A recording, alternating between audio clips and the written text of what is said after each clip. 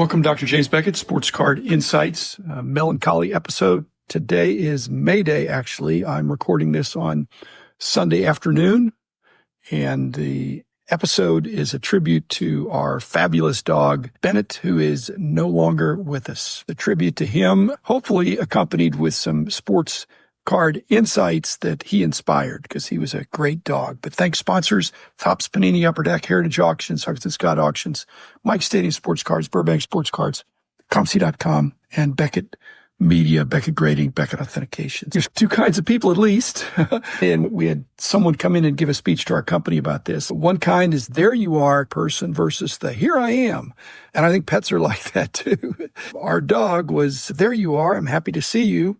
And our cat is here I am. I'm going to allow you to see me. I'm joking about dogs and cats and maybe even about people. But basically, if you're a person of service or you're entitled, if you're entitled, I guess some people can get away with that, but to me, it's a lot better to serve. In the neighborhoods where I was growing up, the two kinds of people were not just there you are versus here I am. Most people either collected sports cards or comics, and now it's probably either sports cards or TCGs. But I don't begrudge one or the other. And frankly, you could do neither, because not everybody's a collector and not everybody's a pet person. And that doesn't mean they are defective. In fact, we had a dog and a cat, and now the dog has passed away. And I'm really not a cat person. Even though there's a cat here, I'm allergic. And so I keep my distance. But my wife is awesome, and she's does most of the pet servicing. And number two, yellow labs are supposed to live to 14. And Bennett only made it almost 9.5. It's better to have a slightly shorter, great career than a long, pretty good career. We know that from the transcendent superstars and card values. I'd rather have 9 or 10 superstar years than a longer career. Frankly, you get in the Hall of Fame. If you've had 9.5 great years, you're going to get in most of the Hall of Fames, and you're going to have a pretty strong card following. The other thing that this wouldn't come up, because this would just be terrible, but would I have traded Bennett for two pretty good dogs? Of course I wouldn't do that, just like I wouldn't trade Roberto Clemente for Bob Skinner and Bill Verdon or any other two pretty good players, actually good players. You'd never trade superstars for common players or pretty good players. The argument for quality over quantity applies to much of life, and it certainly applied to Bennett. We got a great, fabulous 9.5 years out of him. How do you spell love? With 4 letters. Some people know, if you're a parent, that it's frequently T-I-M-E, time, but it also could be for the dog. It could be F-O-O-D, and Bennett got both, mostly from Diane, but occasionally from me. If you spend time with people, if you feed them, they will appreciate that. But my hobby insight is that what you spend time with, you wind up loving, and what you love, you spend time with. And so what I have found in the last few weeks here, my project has been working on my hockey. And the more I work on hockey, my latest project, the more I'm loving it. I'm getting back into it. So you spend time, you're going to love it. You don't spend time, you're going to atrophy. Enjoy the hobby and stay with it. Number 4, origin stories are important in the hobby, and they're also important in life. Before Bennett was born, we knew and admired Bennett's dog mother with the human family that we knew. And we were over there one time, and Diane just casually mentioned, if there were ever puppies, count us in. And we got the call about 10 years ago. And we met Bennett when he was 2 weeks old, and he fit in the palm of my hand. Now, that's a recipe for bonding. And now, in the hobby, we would call that prospecting. But I got to tell you, we did not get first pick of the litter. There were 6 little puppies born from this mom. And we went over there. We did not get first pick. We did not get second pick. In fact, we got 5th. Now, if you're from Dallas, you know that the 5th pick, even though Luca was traded for the 5th pick, he was actually the 3rd pick. But we were good friends, but they had close family members that got the first 4. And so we were down to 2, and we just won the lottery. We won, just like with Luca. Number 5 turned out to be just a fabulous dog. Now, the other coincidence was that the doggy daddy for Bennett, the dog father, was owned by a guy that I had known for a long time, and I didn't know he was a dog trainer, among other things. And so that was another wonderful confirming affirmation that this was going to be really my first dog. And so we asked Brad, the dog trainer, my buddy, I said, look, we've got to get this dog trained. And he said, you've got that half right. The dog needs training, but it starts with training the owners. It starts with me training you. Diane already knew all that stuff, but we got a great course from Brad, how to be a good owner. And I thought about in the company what we did not train collectors. We trained dealers, and then they trained the collectors. And that would suggest to my card company sponsors, Upper Deck and Topps, Fanatics, and Panini, that maybe they need to spending time, and they already are, training dealers and LCSs in order to strengthen and grow the hobby in a healthy way. Here's a thought. The 10Xing should be training evangelists, the people that share the good news of collecting. And so you create and train evangelists. They're going to go out and 10X the hobby. And that's going to happen in the shows and in the card shops and online in the breaking communities as well. And number 5, Thanksgiving of 2024, just a few days ago, was one of the best days of Bennett's life. We had a huge crowd here. We always do Thanksgiving for extended family on both sides.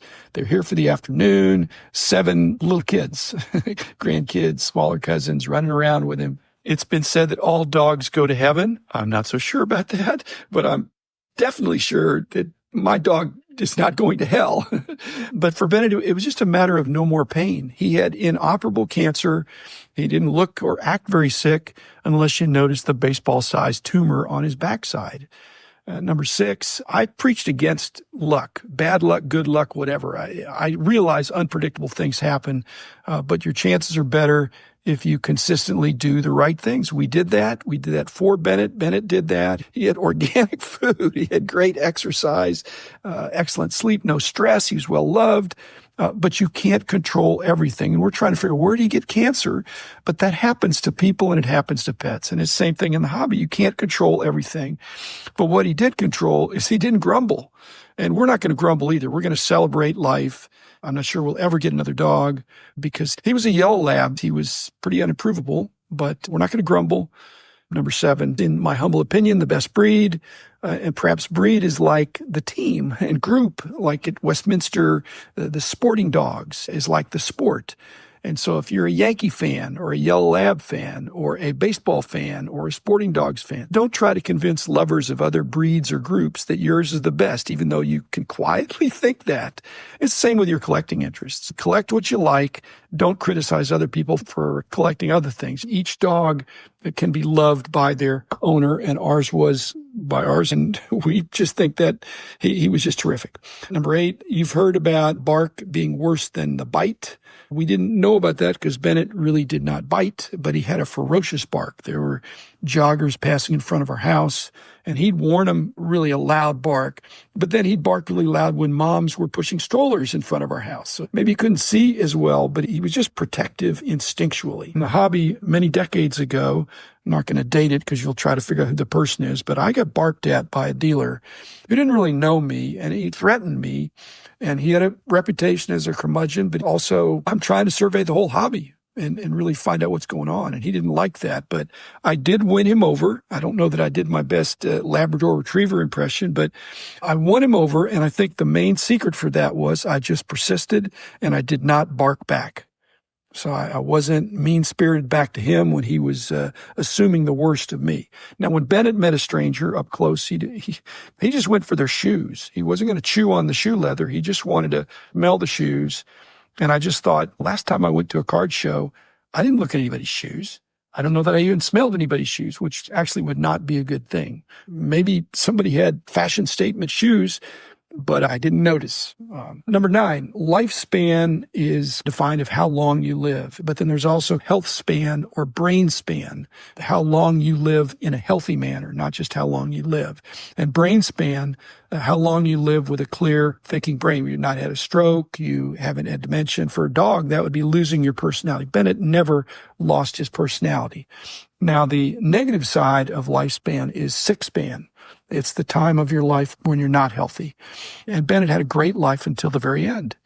Gradually, more and more over the last several weeks could not eliminate finally really much at all based on where the inoperable tumor was. It was blocking him. He was such a good sport, but you could tell it was just getting more and more painful to him, all organisms, all companies must eliminate waste regularly or they will die, figuratively or literally. And that's why my 1% per month card elimination, I believe, is healthy for me and right-sizing. Now, Bennett could still chase a Frisbee and he could jump the hedges even to the end, but he couldn't eliminate, and that was toxic to his whole system. I worry about brain span. I haven't really dealt with that in my mortality episodes as much, but if you keep living but you don't have full mental faculties, I don't know how I'd be able to enjoy the hobby. So I'm doing my part just like Bennett did his part. I'm trying to take good care of myself.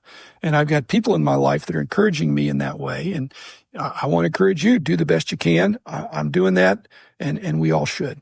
And finally, number 10, death is a reminder to appreciate life. And so when you go to a funeral or you lose a beloved pet, you realize that life is finite. Let's make the most of the time we have here and enjoy the hobby, enjoy life, and I look forward to doing many more episodes with a full mind and going as long as I can to be of service to others. So again, thanks everybody. I'll be back again on Wednesday with a more joyful episode. The man in the house of cards. The man in the house of cards. The man in the house of cards is doing all right.